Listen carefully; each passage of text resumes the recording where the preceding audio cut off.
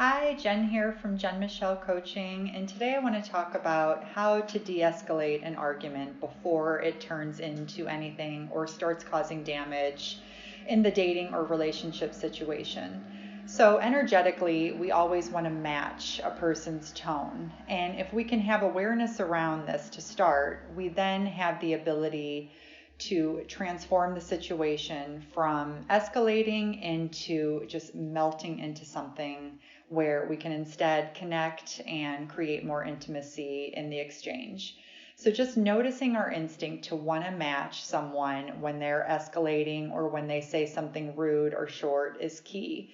And then choosing to make the antidote response essentially. So if someone says something sharp and harsh, just notice instinctively how you instantly want to go there. And instead catch yourself and notice that you catch more bees with honey, essentially, right? No one resolves a situation or becomes close to another person by matching his or her energy. It only fuels the fire.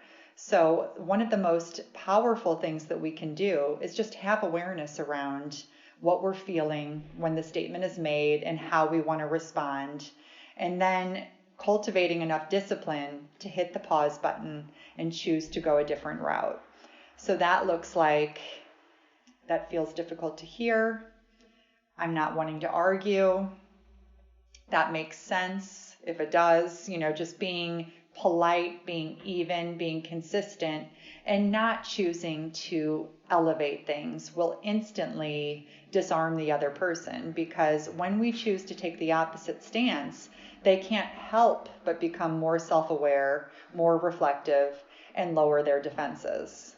Number two, we want to break the cycle through our presence. So often what happens is when the statement is made or when our partner or the person that we're interested in, we get triggered very easily in a romantic exchange. It can send us back to our little girl who didn't get her needs met, or bring us into our abandonment trigger, or feel like we're less than, or that we're feeling unheard or unimportant. It can lead us back to a time where it just triggers something deeper within us, and before you know it, we're reacting to that, and we've lost our total presence in the situation when it comes to dealing with the situation at hand. And so one of the most powerful ways to de-escalate is to give the situation your total presence, which means you are recognizing where your mind's going, you're recognizing what you want to do, and then you filter it and notice if that's going to serve you or not, and then adjust accordingly.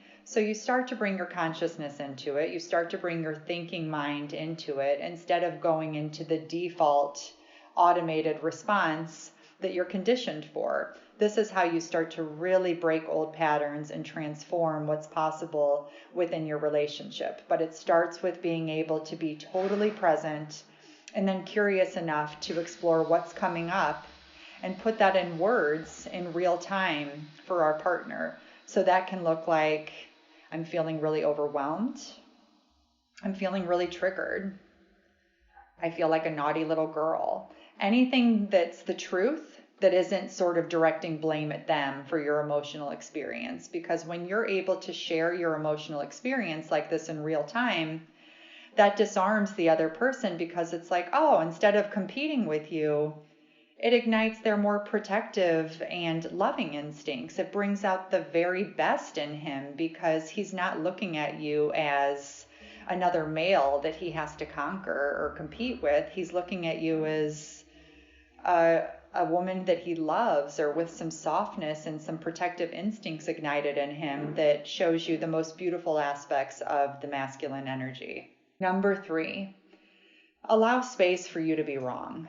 This is a hard one, because this is one of probably the biggest reason that arguments escalate, is because we are not willing to let go of our stance, because being right comes with such a force. But how would it look to just not be right, just to be the one who, maybe got it wrong or doesn't need to have the last word, or to explain or defend, her stance? Being able to just let go and allow yourself room to be wrong is extremely healing to a relationship because it's the opposite of what our instincts tell us to do. It's extremely counterintuitive, as so much relationship stuff is.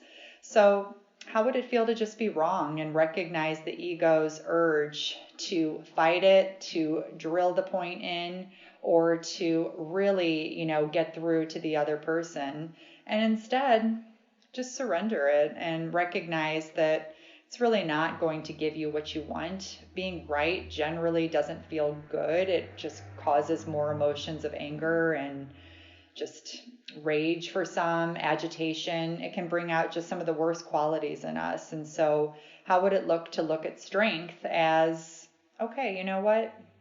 Is this going to cost me intimacy?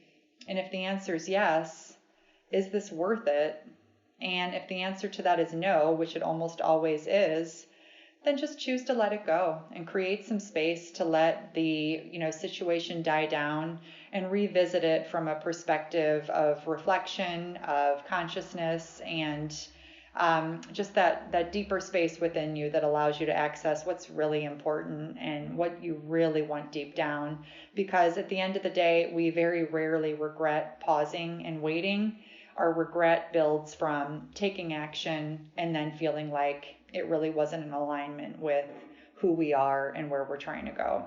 So I would love to hear how this feels for you. I have additional videos on my channel on this topic and others on how to heal your relationship, as well as tips and tools for dating and just pretty much any stage of love. So I look forward to talking with you again. Comments and feedback welcome.